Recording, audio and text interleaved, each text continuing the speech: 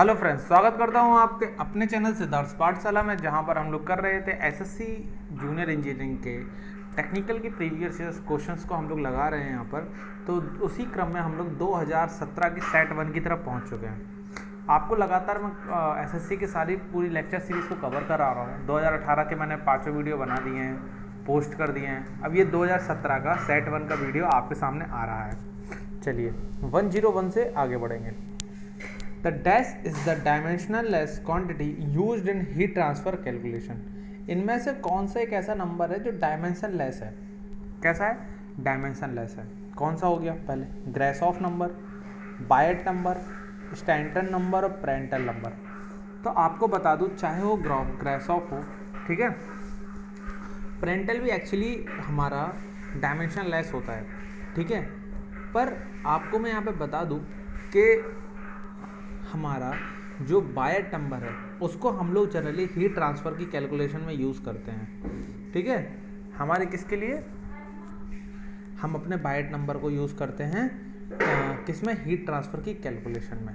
तो बायट number is the answer, ठीक है। An ideal air compressor cycle with clearance, किसके साथ? क्लियरेंस के साथ। On PV diagram can be represented process. मतलब देखिए, हम लोग क्या बना रहे हैं? हम लोग बना रहे हैं एयर कंप्रेसर साइकिल बना रहे हैं। तो हमने उसमें क्लियरेंस भी दिया है। तो देखो, क्लियरेंस देने का काम क्या होता है? क्लियरेंस का काम क्या होता है? क्लियरेंस किसी भी इंजन में इसलिए दिया जाता है कि उसमें जो थर्मल एक्सपांसन और कॉन्ट्रैक्शन हो वो कम से कम हो। इसके लिए हम लोग क्लियरेंस का यूज़ करते हैं, ठीक है। तो इसमें जनरली क्या होता है? 2 एडियाबैटिक प्रोसेस होती हैं और 2 आइसोबारिक प्रोसेस होती हैं। पर अगर कंप्रेसर की जगह हम अपने एसआई इंजन या ऑटो साइकिल की बात कर लेते तो यहाँ पे 2 एडियाबैटिक होते प्रोसेस और 2 हमारे कांस्टेंट वॉल्यूम आइसोमेट्रिक कह लो, ठीक है। अगला question, in a shell and tube heat exchanger baffles are provided on the shell side 2, ठीक है। बैफल्स को क्यों प्रोवाइड किया जाता है? क्या रीज़न है कि हमें बैफल देने पड़ते हैं? तो उसके कई फ़ायदे होते हैं बैफल के होने के। बैफल के फ़ायदे क्या होते हैं? देखिए, prevention of stagnation of sell side fluid, ठीक है, prevent the stagnation of sell side fluid, improve heat transfer, provide support for the tubes. तो ये चारों के चारों ऑप्शंस करेक्ट हैं। तो डी इज़ द आंसर, ठीक है। जो shell and tube heat exchanger होता है वो जनरली ऑयल रिफाइनरीज और जो लार्ज केमिकल प्रोसेस होती हैं वहाँ पर इन्हें यूज़ किया जाता है। Generally use for a high pressure applications, ठीक है दोस्तों। चलिए, इसमें क्या होता है? बंडल्स ऑफ ट्यूब होती हैं जो इस तरीके से शेप में लगी होती हैं, मतलब ऐसे ऐसे पूरी गई होती हैं, रो, है ना, इस टाइप से। The ratio of the thickness of thermal boundary layer to the thickness of hydrodynamic boundary layer is equal to the Prandtl number n। देखो, जो हमारा Prandtl नंबर n होता है वो इक्वल होता है डेल वाई डेल टी के, और यहाँ पे जो Prandtl की वैल्यू होती है वो 3 होती है। तो इन्होंने बोला रेशियो ऑफ थर्मल, तो डेल टी को ऊपर होना चाहिए, डेल्टा को नीचे। तो अगर डेल टी अपॉन डेल्टा हो जाएगा तो Prandtl की पावर कितनी हो जाएगी? -1/3 हो जाएगी। इन रिगार्डिंग न्यूक्लिएट बॉइलिंग, ठीक है, हम लोग यहाँ पर बात कर रहे हैं न्यूक्लियर बॉइलिंग से रिलेटेड। तो कौन सा स्टेटमेंट इनमें से सही है ना? तो न्यूक्लियर बॉइलिंग में क्या होता है हमारे,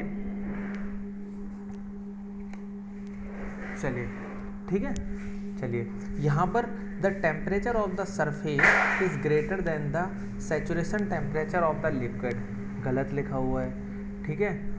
चलिए अगला, bubbles are created by expansion of entrapped gas y और vapour at small cavity in surface, the temperature is greater than that of film boiling. ये वाला सी स्टेटमेंट बिल्कुल सही लिखा हुआ है, ठीक है। न्यूक्लियर बॉइलिंग में क्या होता है? मतलब ये जो पूल बॉइलिंग होती है, पूरी प्रोसेस होती है, इसमें क्या होता है, जैसे कि हम लोग एक पानी का बाउल है, उसमें एक गर्म हीटेड रॉड डाल दिया हमने, हीटेड रॉड डाल दिया। अब रॉड क्या करेगी? हीट करना चालू करेगी। तो यहाँ पे देखो क्या होगा, ये हीट होना चालू होगी तो हीट यहाँ से ट्रांसफ़र होना चालू होगी। फिर यहाँ धीरे धीरे क्या होते हैं? बबल्स फॉर्मेशन होते हैं। फिर बबल क्या होते हैं, ऊपर की तरफ मूव करते हैं ड्यू टू द मतलब as compare to the less pressure, ठीक है। फिर इतना ज़्यादा बबल फॉर्मेशन होता है लगातार बॉइलिंग करने से कि बबल्स की पूरी एक फिल्म बन जाती है ना। इस तरीके से न्यूक्लियेट बॉइलिंग पूरी प्रोसीड होती है। तो आशा करता हूँ न्यूक्लियेट बॉइलिंग आप लोग पढ़ते ही होंगे। The boundary layer is defined as, ठीक है। द बाउंड्री लेयर क्या होती है, thin layer at the surface where gradients of both the velocity and temperature are small, ठीक है, just near to the boundary layer. देखो क्या होता है, अगर बाउंड्री लेयर की बात हो रही है तो बाउंड्री लेयर कहाँ बनती है, जो हमारी सरफेस होती है उसके बिल्कुल जो नियर बाई बिल्कुल छोटा सा क्षेत्र होता है वहाँ बाउंड्री लेयर बनती है इस तरीके से। इसके ऊपर जो यहाँ पे ये होता है स्लिप होता है, स्लिप यहाँ पर मॉलिक्यूल के पास जो वेलोसिटी होती है वो 0 होती है और बाउंड्री लेयर के ऊपर मॉलिक्यूल अपनी फ्री स्ट्रीम वेलोसिटी से मूव करता है, ठीक है। तो बाउंड्री लेयर क्या है, it is a thin layer at the surface when gradients of both velocity and temperature are small.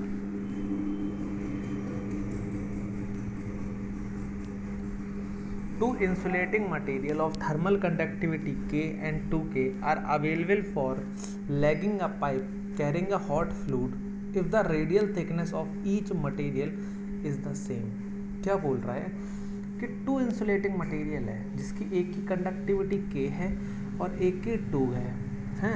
अब हमें क्या है, हॉट फ्लूइड के ऊपर लगाने के लिए यूज़ किया गया है। तो हमें ये बताना है ना, और radial thickness for both the pipes, मतलब both the things are same. तो इसमें मेन चीज़ ये है कि हम कहाँ पर कौन से मटेरियल को अंदर वाली सरफेस पर या कौन से मटेरियल को पहले और कौन से मटेरियल को उसके ऊपर लगाएंगे, है ना। तो इसका देखो क्या होता है, पूरा डेरिवेशन होता है एक तरीके से। ईएस में भी आया हुआ क्वेश्चन है और गेट में भी आया हुआ क्वेश्चन है। तो इसका एक सिंपल सा एक आंसर ये है, आपको याद रखना है, जो भी लो थर्मल कंडक्टिविटी का मटेरियल होता है, जो भी लो थर्मल कंडक्टिविटी का मटेरियल होता है उसको इनर लेयर पे लगाते हैं और हायर थर्मल कंडक्टिविटी मटेरियल को आउटर लेयर पे लगाते हैं। Thickness of the critical thickness of the insulation for sphere is given by. तो अगर आपसे कोई पूछे क्रिटिकल थिकनेस ऑफ स्फीयर बताओ तो that is known as 2K/H, है ना। और अगर बोला जाए कि क्रिटिकल थिकनेस ऑफ किसी भी सर्कुलर सिलेंड्रिकल पोर्शन की बताओ तो that is K/H। Which surface will have the least emissivity, इनमें से किस सरफेस की एमिसिविटी सबसे कम होती है। तो इसके लिए आपको इन चारों की वैल्यू पता होना चाहिए एमिसिविटी की। तो ग्लास की होती है 0.91, प्लास्टिक की होती है 0.89, कंक्रीट की होती है 0.91 और एल्यूमिनियम फॉइल की होती है 0.03। तो answer aluminium foil. The process of heat transfer from one particle of the body another without the actual motion of the particle is known as, ठीक है। वो क्या कर रहे हैं, कह रहा है कि जो हीट ट्रांसफर है, जो कि हीट ट्रांसफर है वो मॉलिक्यूल से मॉलिक्यूल में है, ना कि मॉलिक्यूल के मोशन की वजह से। तो देखिए अगर हमारा हीट ट्रांसफर मॉलिक्यूल मोशन की वजह से होता है that is known as convection. बस में बोला है विदाउट द एक्चुअल मोशन, तो विदाउट द मोशन है that is known as conduction.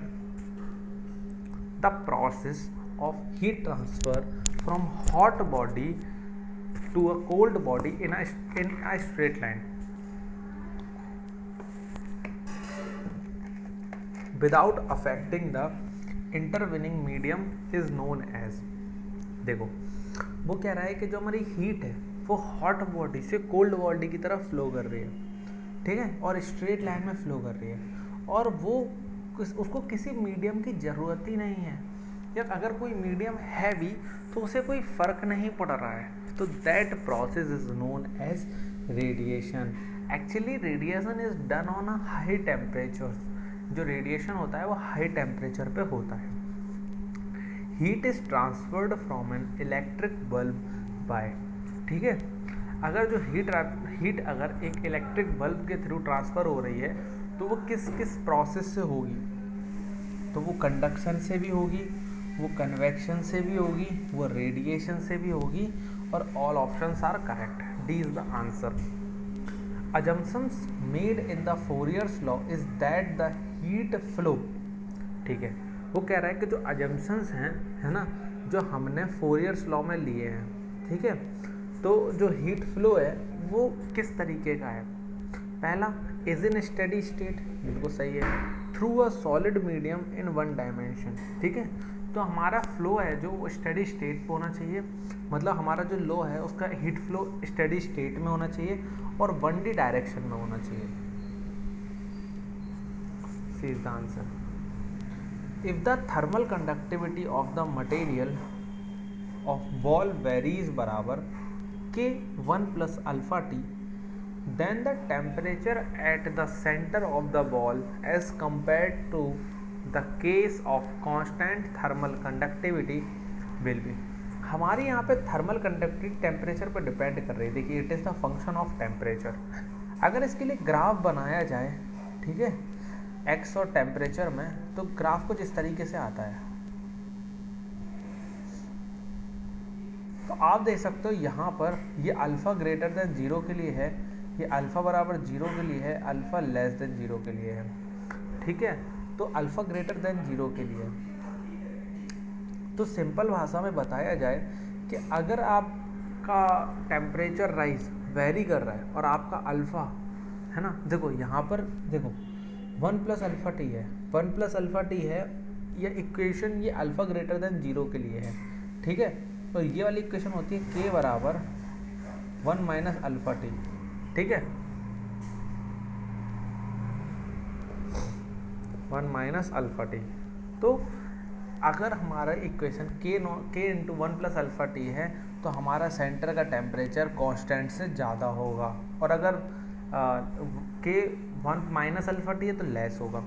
With increase in temperature thermal conductivity of air, अगर हम टेम्परेचर को इंक्रीज करें तो थर्मल कंडक्टिविटी कैसी होगी, वो भी हमारी इंक्रीज करेगी।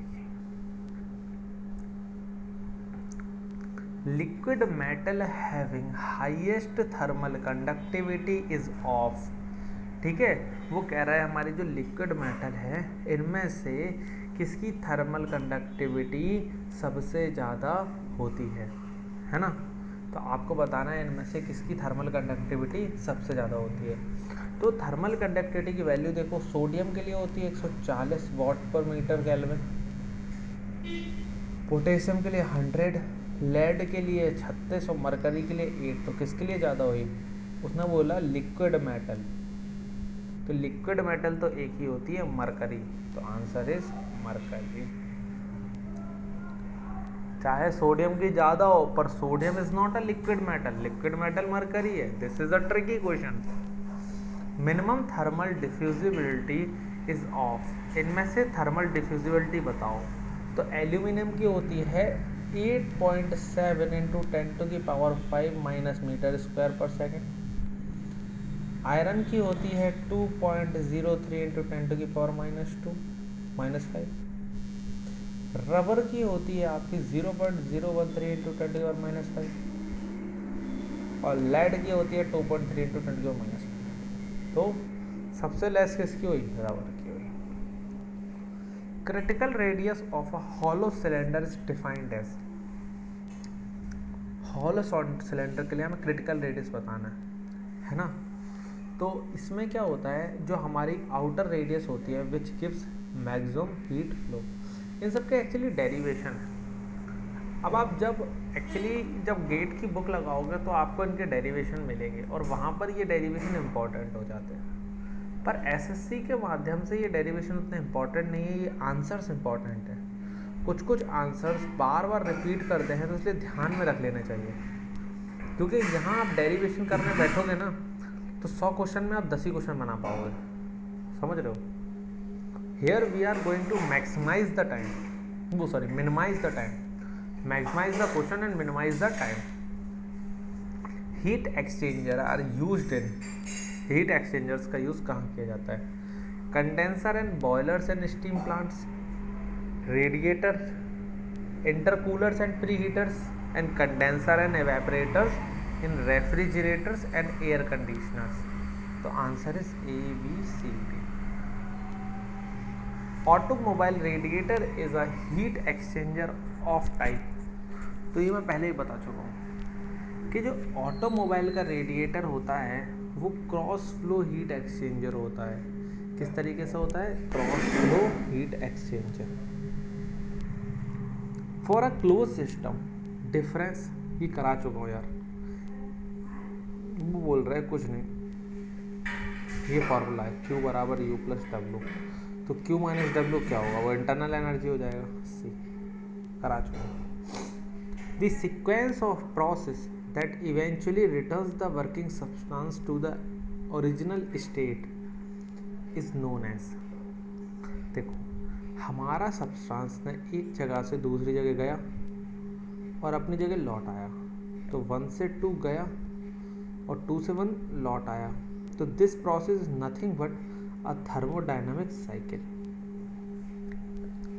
According to the Kelvin Planck statement, perpetual motion machine of, ये होता है सेकंड काइंड ऑफ मशीन।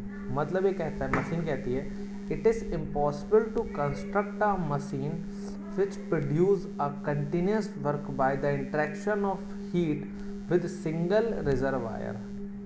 मतलब सिर्फ एक थर्मल रिजर्वायर है, कोई सिंक नहीं है, सिंक है ही नहीं। तो इसी को केल्विन प्लैंक स्टेटमेंट कहते हैं।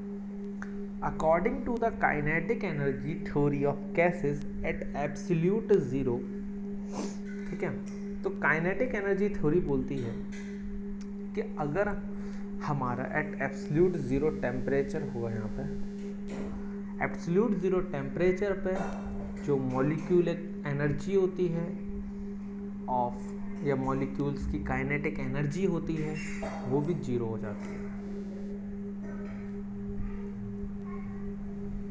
According to the Gay-Lussac law of perfect gases, ठीक है, the absolute pressure of given mass varies directly.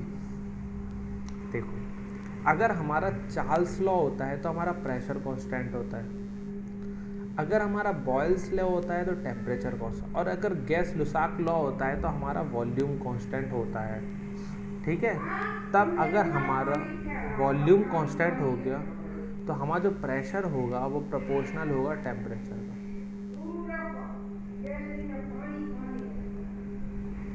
Three states of matter are distinguished with respect to molecule by the, ठीक है, हमें क्या करना है, हमारे जो 3 स्टेट्स हैं like liquid, solid and gas, हमें तीनों का डिफरेंस बताना है। कैसे बताओगे? तो सिंपल से कैरेक्टर ऑफ मोशन से बता सकते हो, है ना, कैरेक्टर मोशन से बता सकते हो। अगर हमारा मोशन बहुत स्लो है या है ही नहीं तो दैट इज सॉलिड। अगर थोड़ा तेज है तो लिक्विड, और बहुत तेज है या स्पेस बहुत बहुत दूर है। वैसे बताया तो चारों चीज़ नंबर से भी बताया जा सकता है, एटम्स एंड मॉलिक्यूल से बताया जा सकता है, और ओरिएंटेशन से भी बताया जा सकता है।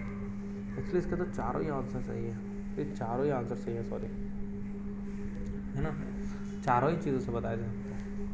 Equal volume of all gases at the same temperature and pressure contains equal number of molecules is according, ठीक है, तो that is nothing but known as Avogadro law.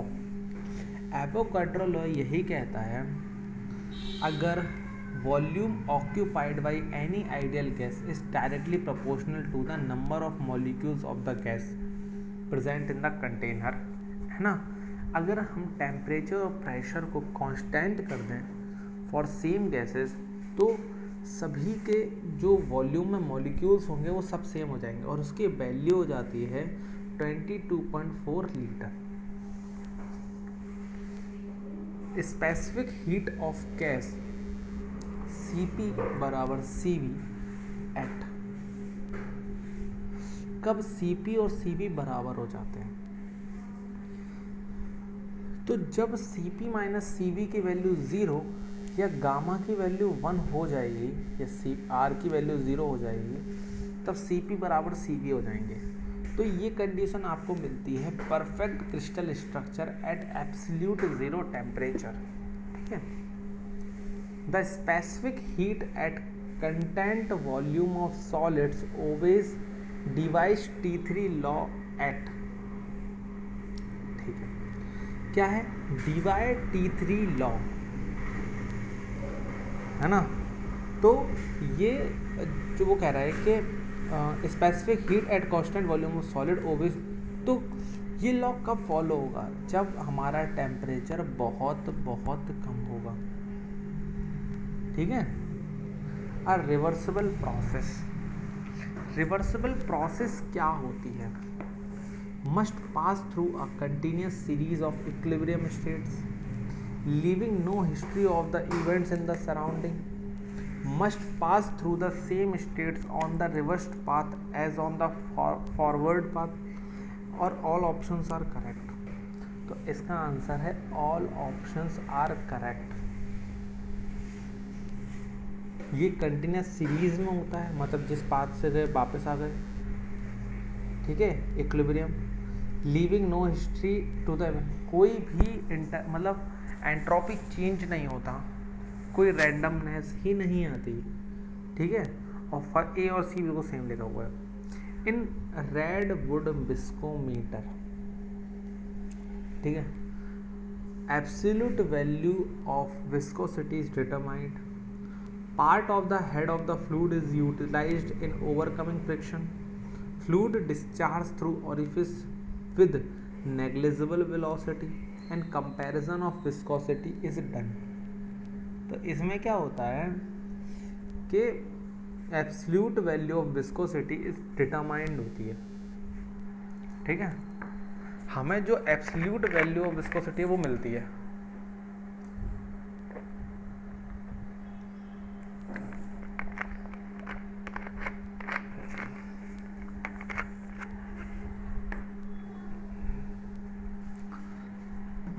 A rotameter is a device used to measure, हमारा जो rotameter होता है उसको हम लोग क्यों यूज़ करते हैं? तो it is generally used to measure the volumetric flow in a closed tube. Closed tube में वॉल्यूमेट्रिक फ्लो बताने के लिए करते हैं। तो आंसर क्या होना चाहिए? Flow of fluids, D answer.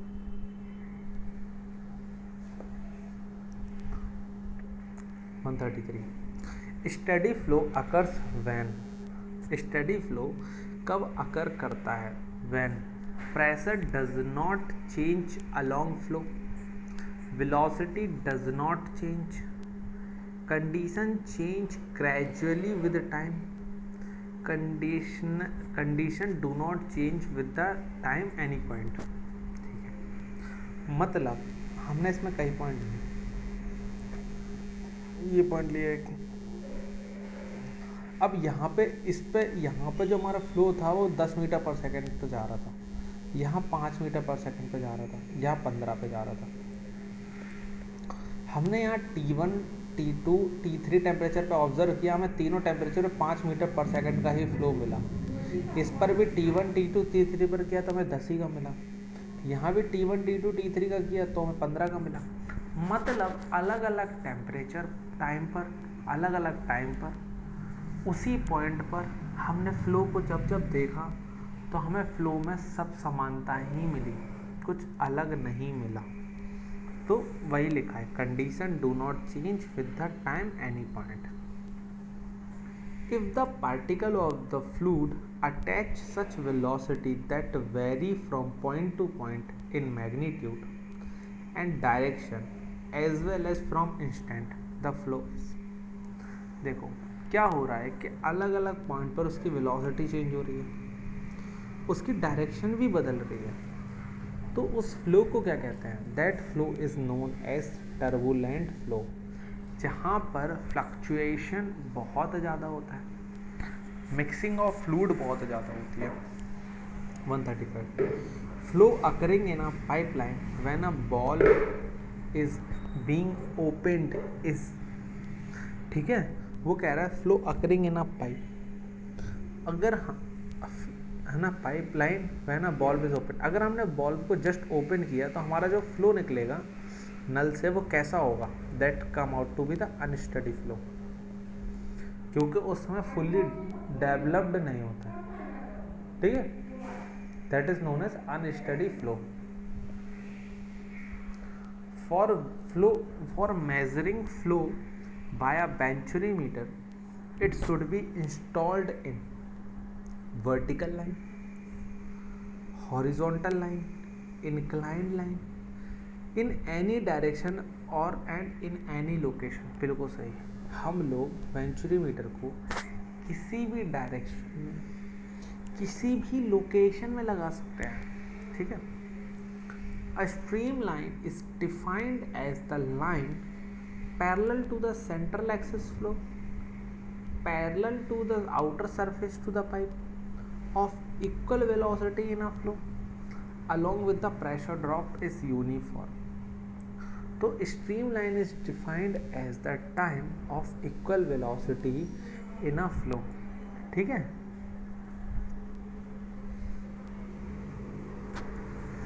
चलिए, the purpose of the surge tank in a pipeline is to, मतलब हमारे सर्ज टैंक का यूज़ क्या होता है, हमारे सर्ज टैंक का यूज़ क्या होता है। सर्ज टैंक क्या होता है कि हमारा जो रिजर्वायर से टरबाइन तक पानी आता है, उसके लिए एक पाइपलाइन गई होती है।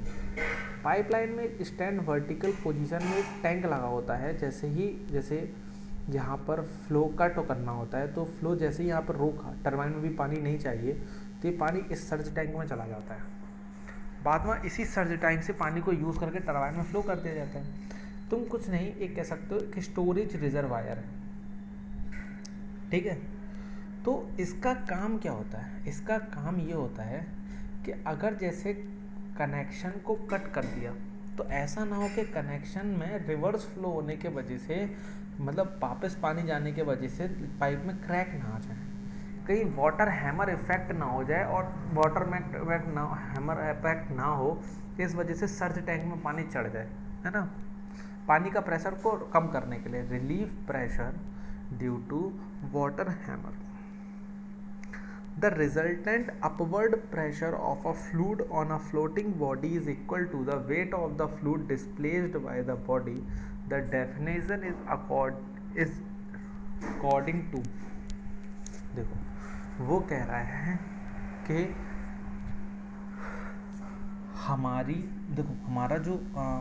हमारी जो बॉडी ने यहाँ पर नीचे वेट लगाया पानी पर, पानी ने उतना ही वेट, है ना, अपवर्ड डायरेक्शन में बॉडी को ऊपर ले जाने के लिए लगाया, तो वो क्या कहलाता है, तो वही कहलाता है आपका बायंसी प्रिंसिपल, ठीक है, buoyancy principle. The balloon lifting in air follows the, जो बलून अगर हमारा आसमान में उड़ रहा है तो वो कौन सा लॉ फॉलो कर रहा है, law of gravitation, Archimedes principle, principle of buoyancy, और ऑल ऑप्शंस आर करेक्ट। तो ऑल ऑप्शंस आर करेक्ट, ठीक है। चलिए, hydraulic grade line as compare to the centre line of conduct, ठीक है। तो जो हाइड्रोलिक ग्रेड लाइन होती है वो सेंटर लाइन ऑफ कंडक्ट से शुड ऑलवेज बी अबव, बड़ी होनी चाहिए, है ना। चलिए, एक्चुअली जो सेंटर लाइन ऑफ पाइप होता है वो सिर्फ हमें स्टैटिक हेड देता है, पर हमारी जो हाइड्रोलिक ग्रेड लाइन होती है वो स्टैटिक हेड और प्रेशर हेड दोनों को जोड़ के देता है, ठीक है। चलिए, piezometer can not be used for pressure measurement in pipe span, ठीक है। पीजोमीटर कौन से प्रेशर मेजरमेंट में के पाइप में यूज नहीं हो सकता, pressure differences low, velocity is high, अच्छी तरह यहाँ पटक दिए तो हम फेंकते हैं सब नहीं, बड़े पटका fluid in the pipe is a gas और फ्लूइड इज हाईली विस्कस। तो answer is fluid in the pipe is a gas. तब हमारा पीजोमीटर यूज नहीं होता। Hot wire anemometer is used for the measurement of pressure gas, velocity of gases, viscosity of gases और viscosity of liquid. तो anemometer का use ही हमारा velocity of gases को मेजरमेंट करने के लिए होता है। ठीक है। Friction drag is generally larger than the pressure drag in flow past a sphere, flow past a cylinder, flow past an airfoil, flow past a thin sheet. तो किसमें फ्रिक्शन ड्रैग ज़्यादा होगा एज कंपेयर टू आपका pressure drag that is flow past in a cylinder.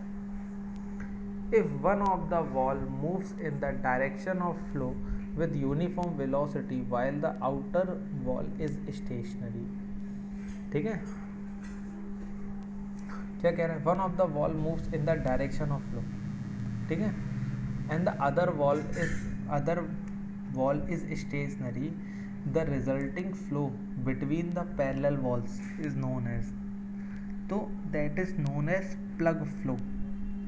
ठीक है, plug flow. और एक ऐसा ही होता है कॉटीज फ्लो। ठीक है, इसमें क्या होता है, देखो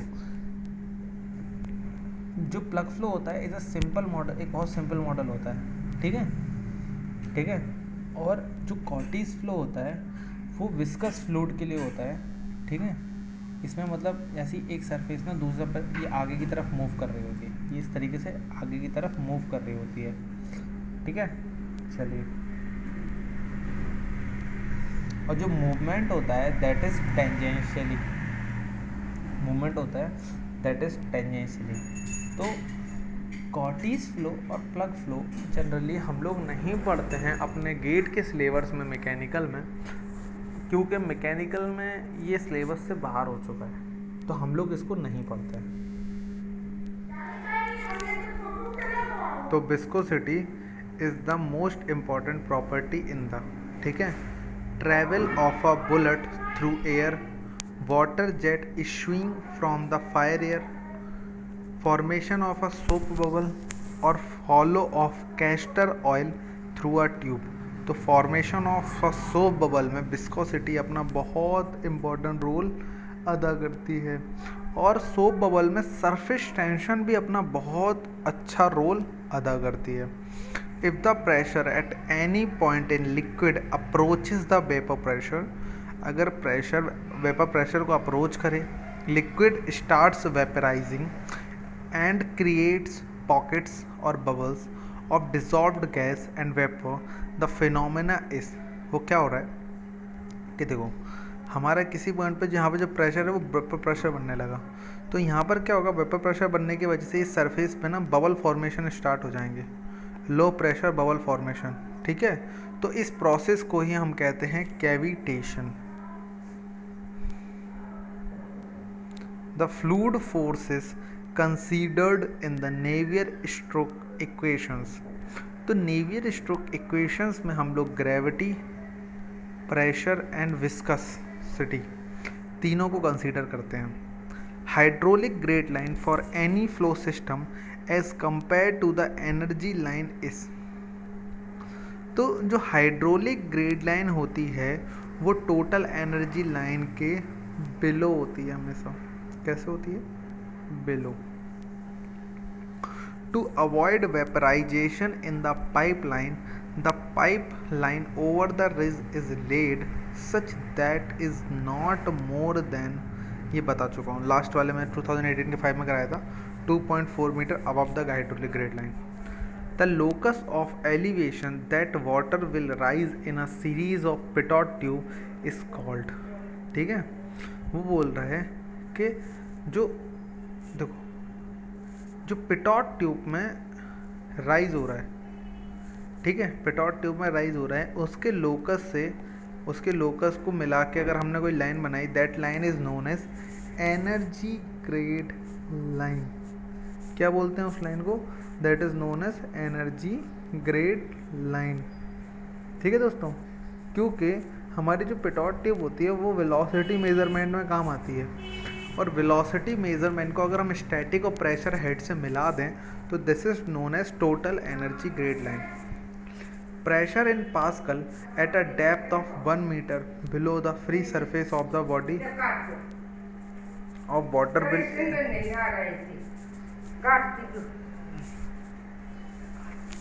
pressure in pascals at a depth of 1 meter below the free surface of the body of water will be, देखो प्रेशर का फॉर्मूला क्या हो गया 1000 इंटू 9.81 इंटू 1, ठीक है, कितना हो गया 9810।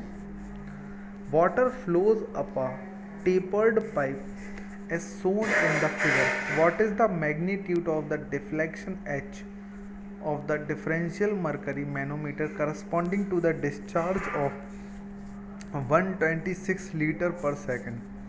The friction in the pipe can be approximately neglected.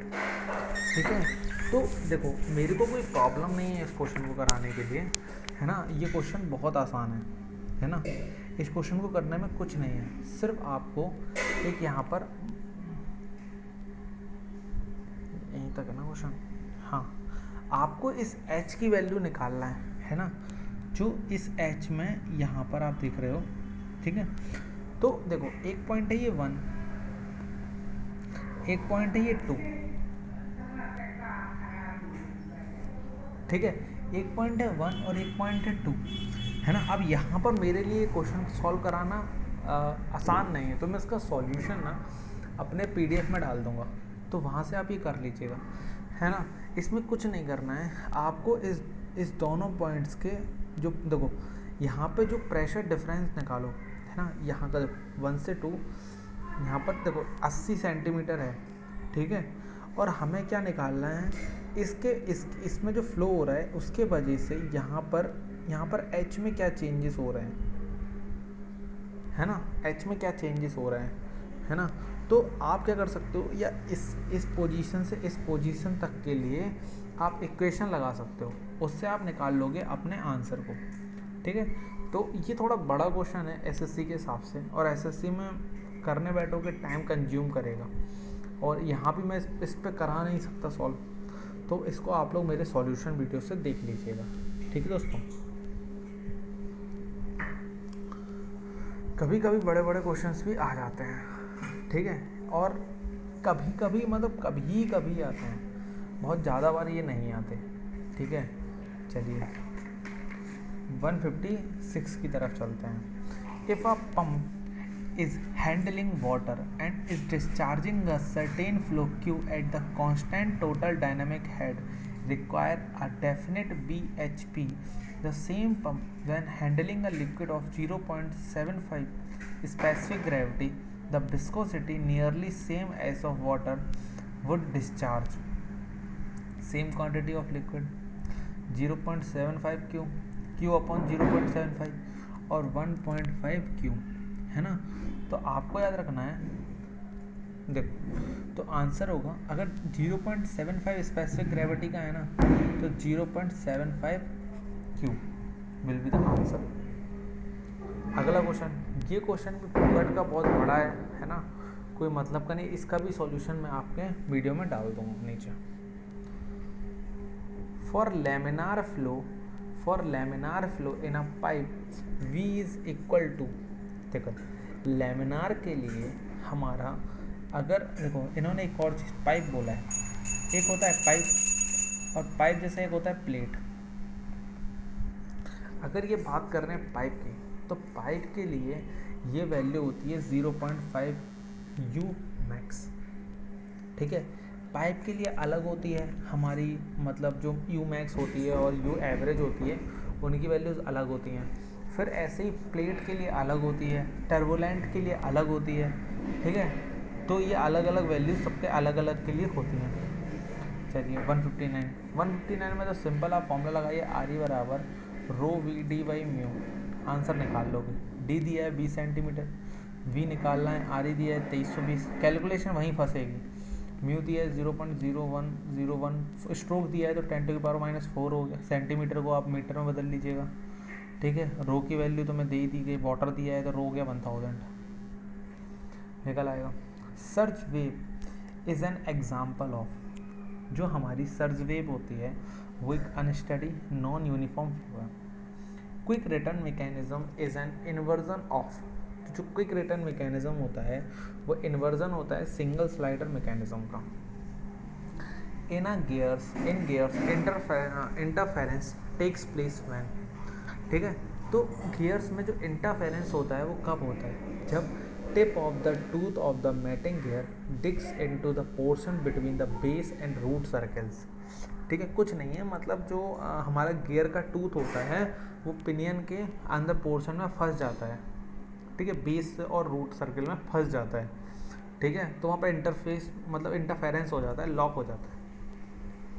In a multiple V belt drive when a single belt is damaged, it is preferable to change the complete set for. तो जो हमें अपने uniform loading की वजह से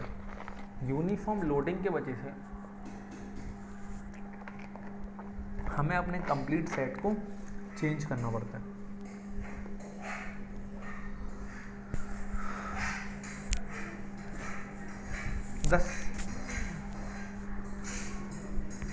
The center of gravity of the coupler link is in 4-wire mechanism would experience, ठीक है। जो कपलर मतलब जो हमारा कपलर होता है या कह सकते हो लॉन्गेस्ट लिंक होती है ना, उसका सेंटर ऑफ ग्रेविटी कैसा, लीनियर और एंगुलर दोनों टाइप के एक्सेलरेशन को सहता है। The amplitude of under damping, a small damping varies with the time as, ठीक है। जो एम्पलीट्यूड ऑफ अंडर डैम्पिंग होता है वो small damping varies with the time as exponentially, ठीक है। कैसे बढ़ता है, एक्सपोनेंशियली इंक्रीज होता है। Whirling speed of a shaft coincide with the natural frequency of the, तो जो वर्लिंग ऑफ द शाफ्ट होता है वो नेचुरल फ्रिक्वेंसी से कोइंसाइड करता है फॉर ट्रांसवर्स वाइब्रेशन, है ना। तो whirling speed of the shaft coincide with the natural frequency of the transverse vibration. उसी के लिए हम लोग निकालते हैं वर्लिंग ऑफ द शाफ्ट, फिर हम लोग ऐसे मूव करते हैं, हम लोग बेंडिंग ई बराबर भी निकालते हैं 1 माइनस, यहाँ पे आता है ओमेगा स्क्वायर माइनस 1 इस टाइप से, सॉरी ये वाई होता है, ये होता है। A mass of 1 kg is attached to the end of spring with stiffness 0.79 per mm. The critical damping coefficient of the system is, ठीक है। क्या बताना है, क्रिटिकल डैम्पिंग कोफिशिएंट। तो इसका आप डायरेक्टली फॉर्मूला लगा सकते हो, दैट इज G बराबर 2√Km, ठीक है।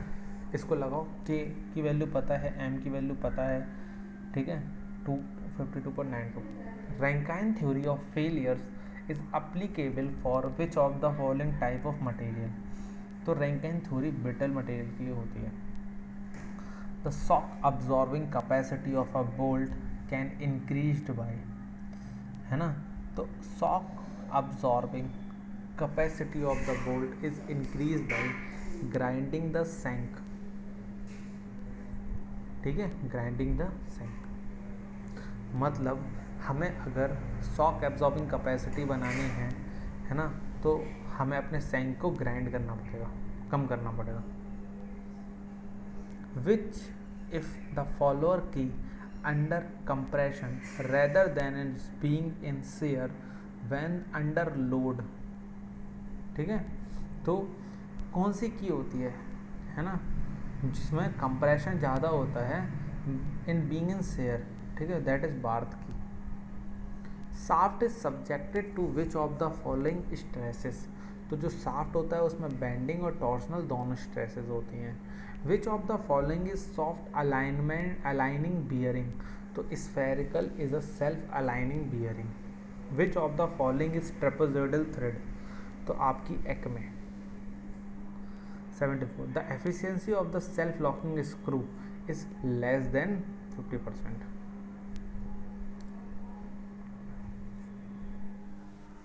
चलो हम लोग 174 तक पहुंच गए थे, है ना। 175, the most suitable bearing for carrying very heavy loads with slow speed is।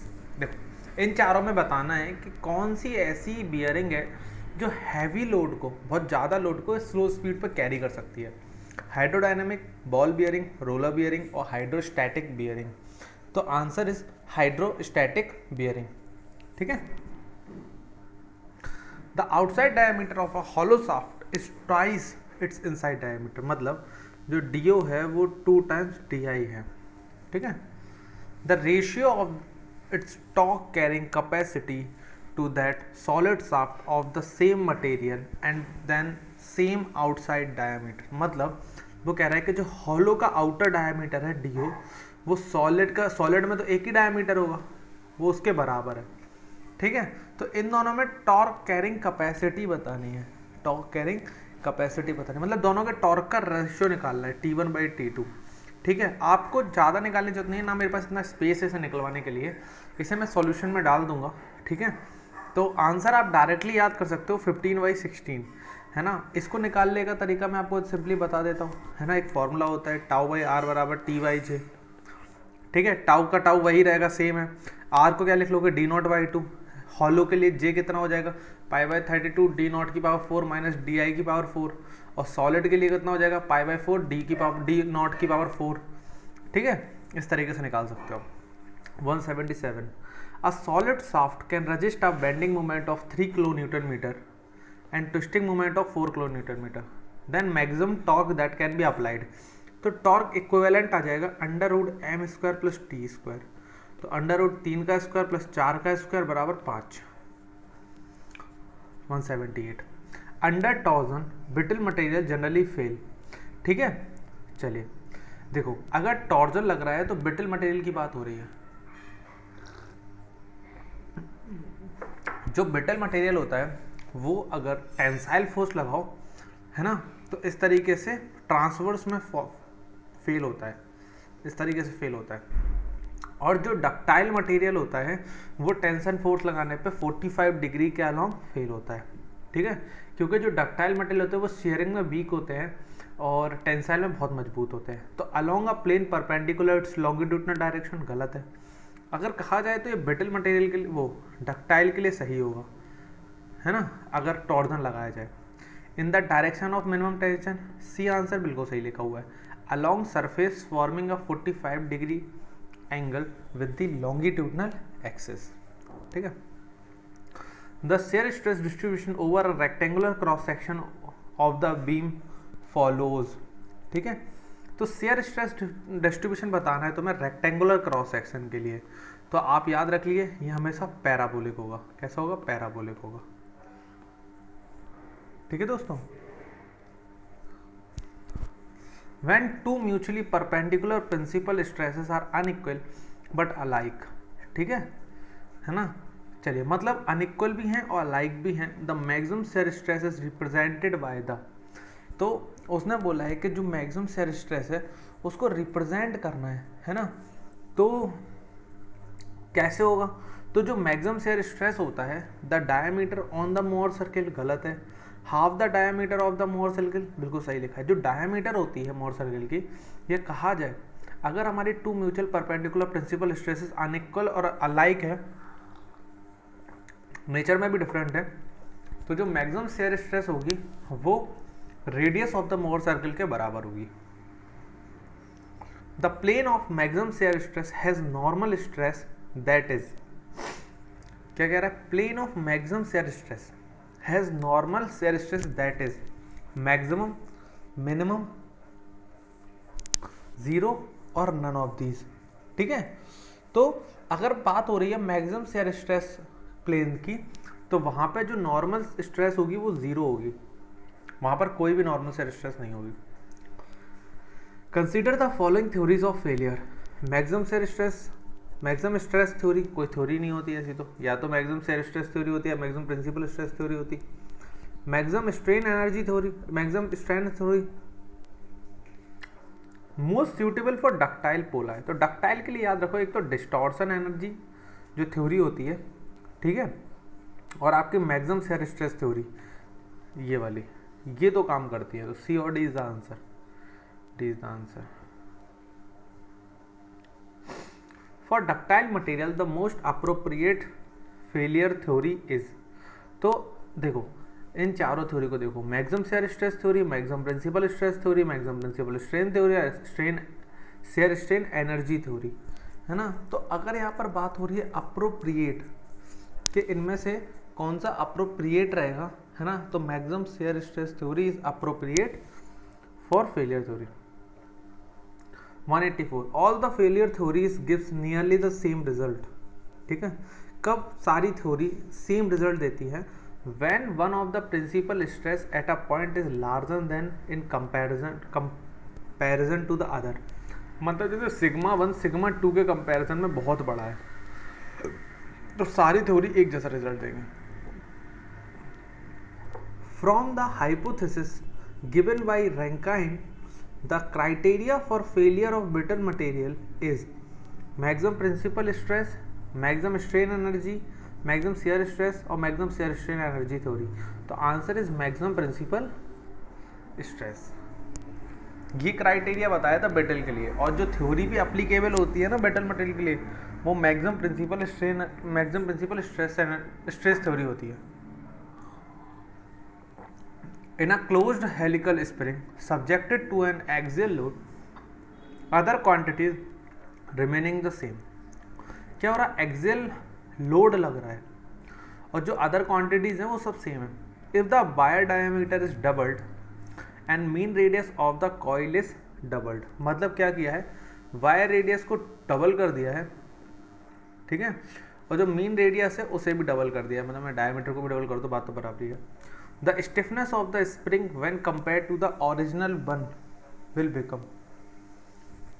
मतलब हमारी स्प्रिंग पे क्या फर्क पड़ेगा, ठीक है। उसके लिए आपको पता होना चाहिए कि हमारे स्टिफनेस का फॉर्मूला क्या होता है। फिर स्टिफनेस का फॉर्मूला होता है K बराबर GD की पावर 4 और 8D³ पावर N। तो देखो जो वायर डायमीटर भी डबल किया गया है ना, और हमारी रेडियस को भी डबल किया, तो ऊपर वाला कुछ 4 टाइम्स हो जाएगा और नीचे वाला 3 टाइम्स हो जाएगा, कट गया 2। तो हमारी स्प्रिंग कितनी होगी, कि स्टिफनेस कितनी होगी, ट्वाइस होगी। The Poisson ratio most of the materials is close to. तो जो पॉइजन रेशियो होता है वो मोस्ट ऑफ द मटेरियल का 0.3 के अराउंड होता है। True stress represents the ratio of. True stress जो होती है वो क्या रिप्रेजेंट करती है? Average load and average area, average load and maximum area, maximum load and maximum area, और instantaneous load and instantaneous area. तो answer is instantaneous load upon instantaneous area. हमारी जो इंजीनियरिंग स्ट्रेस होती है ना, वो बताती है एवरेज लोड अपॉन एवरेज, मतलब हाँ, average load upon average area.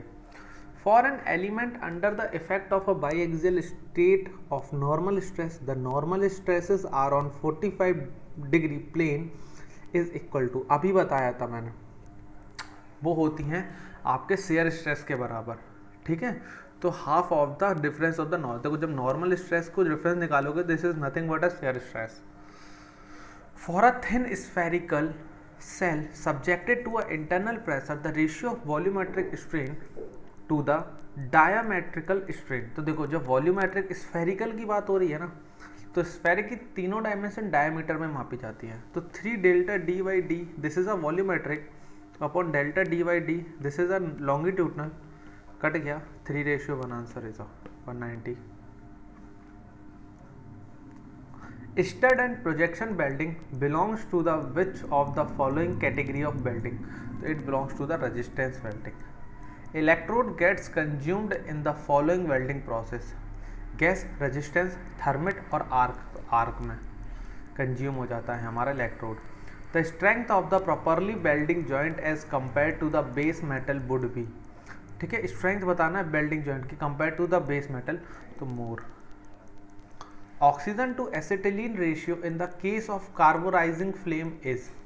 तो ऑक्सीजन से एसिटिलीन का अगर रेशियो निकाला जाए फॉर कार्बोराइजिंग, मतलब जिसमें एसिटिलीन ज़्यादा है, तो that is 0.9:1। For steel casting the following type of sand is better. तो कौन सी? Coarse grain. Hot tear refers to, जो हॉट टीयर होता है वो रिफर्स करता है कास्टिंग डिफेक्ट को। Slick in a foundry shop is use to, है ना, slick in foundry shops make and repair corners in a mould, make and repair, ठीक है, क्यों यूज किया जाता है? विच of the following process would produce strongest component? तो die casting. A screw hole is, जो स्क्रू होल क्या होता है वो क्या होता है ना, जो स्क्रू होल होता है an opening in a mould of pouring वेशन मेटल, ठीक है, ऐसा इस टाइप का होता है, देखिए इसके ऊपर जो होता है वो पोरिंग वेशन होता है, ठीक है, तो यहाँ से मेटल अंदर जाती है, तो ये जो होल है that is known as screw hole, ये पूरा एरिया क्या हो गया? स्क्रू हो गया। Coining is the operation of, coining क्या होता है? कोल्ड फॉर्जिंग होता है। तो ये कुछ 200 मतलब मैंने आपको 100 क्वेश्चंस कराए एसएससी जेईई के 2017 के सेट 1 के, आगे भी अलग अलग सेट में लेकर आता रहूँगा। अगर आपको मेरा वीडियो अच्छा लगा हो तो लाइक शेयर सब्सक्राइब आप मुझे कर दीजिएगा। इंस्टा और फेसबुक पर मुझे फॉलो कर लीजिए, और अनअकैडमी पर इंजीनियरिंग जीएस का मैंने पूरा लेक्चर सीरीज़ बना कर रखा हुआ है, वहाँ से आप पढ़ सकते हो। Thank you for watching my lectures. Bye bye दोस्तों।